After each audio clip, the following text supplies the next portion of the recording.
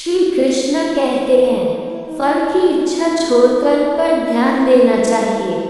गीता में श्री कृष्ण ने कहा है कि मनुष्य को फल की इच्छा छोड़कर कर्म पर ध्यान देना चाहिए। मनुष्य जैसा कर्म करता है उसे फल भी उसी के अनुरूप मिलता है, इसलिए व्यक्ति को अच्छे कर्म करते रहना चाहिए।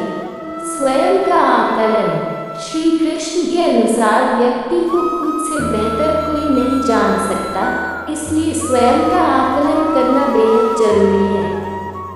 गीता में कहा गया है कि जो व्यक्ति अपने गुणों और कमियों को जान लेता है वह अपने व्यक्तित्व का निर्माण करके हर काम में सफलता प्राप्त कर सकता है। ऐसे लोगों से सोच समझकर ही करें दोस्ती, वरना हो सकती है मुसीबत।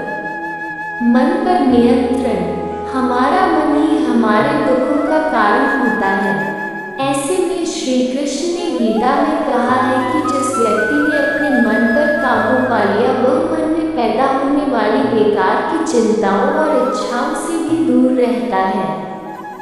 साथ ही व्यक्ति को अपने लक्ष्य को भी आसानी से प्राप्त कर लेता है। क्रोध पर काबू रखें। क्रोध में व्यक्ति नियंत्रण खो बैठता है और आवेश में आकर गलत कार्य कर देता है।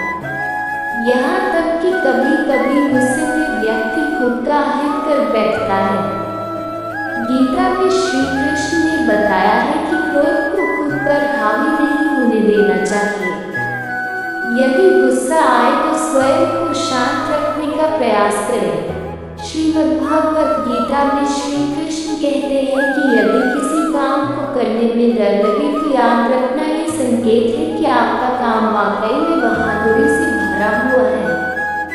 गीता के अनुसार नेत्र केवल हमें दृष्टि प्रदान करते हैं, परंतु हम कब किसमें क्या देखते हैं ये हमारी भावनाओं पर निर्भर करता है।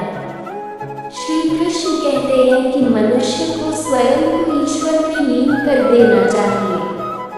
ईश्वर के सिवाय मनुष्य का कोई नहीं होता है। इसके साथ ही यह मानकर कर्म करना चाहिए कि वह भी किसी का नहीं है। भोग से मिलने वाला सुख क्षणिक होता है, जबकि त्याग में स्थायी आनंद मिलता है। श्री कृष्ण कहते हैं कि सत्संग ईश्वर की कृपा से मिलता है, परंतु कुसंगति में भी मनुष्य अपने कर्मों से पड़ता है। गीता के अनुसार जीत और हार आपकी सोच पर निर्भर करती है। मान लो तो हार होगी और ठान लो तो जीत होगी।